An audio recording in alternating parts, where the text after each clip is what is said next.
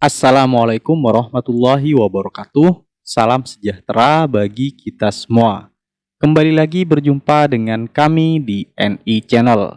Di kesempatan video kali ini saya akan membagikan informasi tentang kapan kita bisa melakukan input data peserta didik baru ataupun tarik data peserta didik baru untuk tahun ajaran 2024-2025.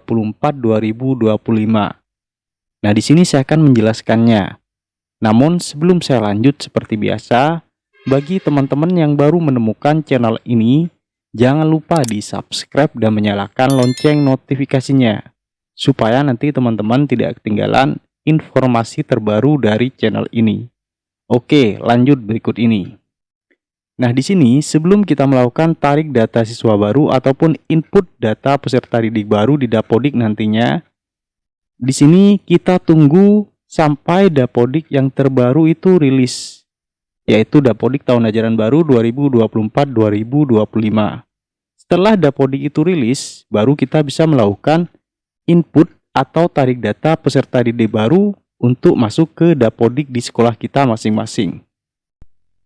Untuk tingkat SD, biasanya bisa menambahkan peserta didik baru itu secara manual.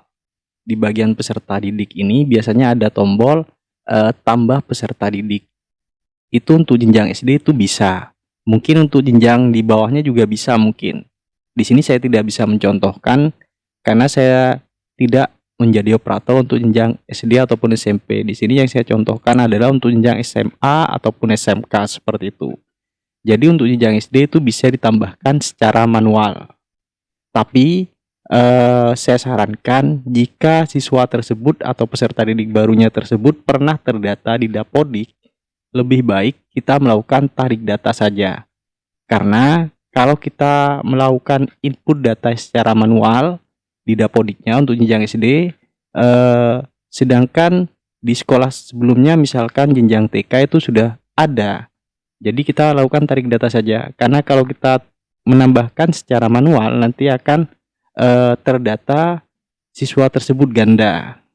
Jadi saya sarankan siswa baru di sekolah kita yang belum pernah terdata di Dapodik itu boleh kita menggunakan input secara manual. Tapi kalau sudah pernah terdata di Dapodik siswa barunya, kita lakukan tarik data saja supaya lebih aman seperti itu. Nah, di sini biasanya untuk jenjang SMA ataupun SMK, kalau data peserta didik baru tersebut berasal dari Dapodik atau sekolah sebelumnya itu berasal dari naungan Dinas Pendidikan, kita hanya bisa melakukan tarik data siswa.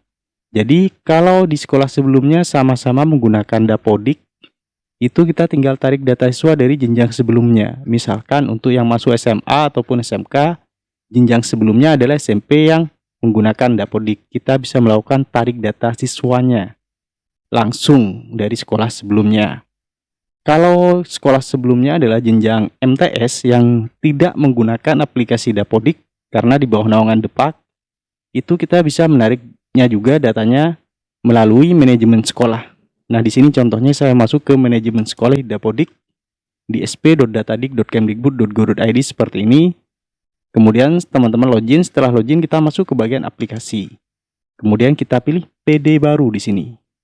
Nah, di bagian PD baru ini, tinggal kita bisa melakukan penarikan datanya.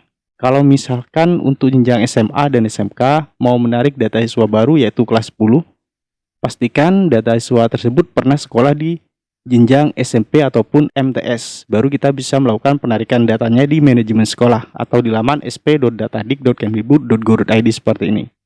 Misalkan yang berasal dari naungan Dinas Pendidikan. Kalau sekolah di bawah naungan Dinas Pendidikan pasti menggunakan Dapodik. Tinggal kita melakukan penarikan datanya. Kita pilih provinsinya, kabupaten, kecamatan, kemudian nama sekolahnya. Dan diingat tahun ajarannya atau tahun lulusnya. Karena di sini Dapodiknya belum rilis untuk yang terbaru, jadi di sini tidak muncul 2024. Kalau nanti rilis, tinggal kita pilih tahunnya, tahun lulusnya 2024 untuk lulusan yang terbaru. Tinggal kita klik tampilkan, kemudian tinggal kita klik namanya yang mana yang dimasukkan ke sekolah kita. atau yang didaftarkan, tinggal klik seperti ini, pastikan sudah tercentang, baru kita scroll ke bawah dan kita klik daftarkan seperti itu. Ini yang di bawah naungan Dinas Pendidikan atau sekolahnya menggunakan aplikasi Dapodik. Untuk semua jenjang sama, misalkan untuk jenjang SMP yang ditarik datanya dari jenjang sebelumnya yaitu SD ataupun MI. Kemudian dari jenjang TK dari jenjang sebelumnya seperti itu. Intinya kalau pernah masuk di Dapodik, data siswanya itu gampang untuk melakukan penarikan datanya. Kemudian bagaimana untuk data siswa yang berasal dari non-Dapodik atau sekolah yang di bawah naungan Departemen Agama atau DEPAK. Kalau di bawah naungan Departemen Agama itu menggunakan EMIS biasanya, tidak menggunakan Dapodik. Tinggal kita pilih EMIS-nya saja di sini. Kemudian caranya sama. Kita tentukan provinsi, kabupaten kota, kecamatan, nama sekolahnya, kemudian kita tampilkan di sini. Kemudian pastikan data siswanya sudah ada datanya di sini. Kemudian kita checklist seperti ini dan kita daftarkan juga sama caranya. Kemudian bagaimana jika tidak terdata di Dapodik dan EMIS? Kita ajukan di non-Dapodik atau non-EMIS di sini. Kita klik seperti ini. Kemudian kita isikan nama lengkap di sini, jenis kelamin, nik, kemudian dan seterusnya diisi, kemudian kita simpan. Kemudian kalau di luar dari Dapodik dan EMIS ini, ketika sudah kita mendaftarkan nama siswanya di bagian ini, di bagian non-Dapodik dan EMIS ini, kita harus konsultasi ke dinas untuk melakukan persetujuan. Nanti kalau sudah disetujui dinas, otomatis masuk ke Dapodik sekolah kita. Tinggal kita melakukan sinkronisasi Dapodiknya ataupun tarik data seperti itu. Nah, ini dilakukan setelah Dapodik yang terbaru itu rilis, bukan saat ini. Untuk saat ini, Dapodik yang terbaru itu belum rilis. Jadi ini hanya informasi buat teman-teman atau persiapan saja untuk nanti jika Dapodik yang terbaru itu sudah rilis untuk tahun ajaran 2024-2025. Nah, seperti itu. Nah, mungkin demikian yang bisa saya sampaikan tentang cara melakukan input atau tarik data siswa baru di Dapodik yang terbaru nantinya jika sudah rilis. Semoga apa yang saya sampaikan ini bisa bermanfaat bagi kita semua. Jangan lupa untuk terus mendukung channel ini dengan cara like, comment, share, dan subscribe. Terima kasih. Wassalamualaikum warahmatullahi wabarakatuh.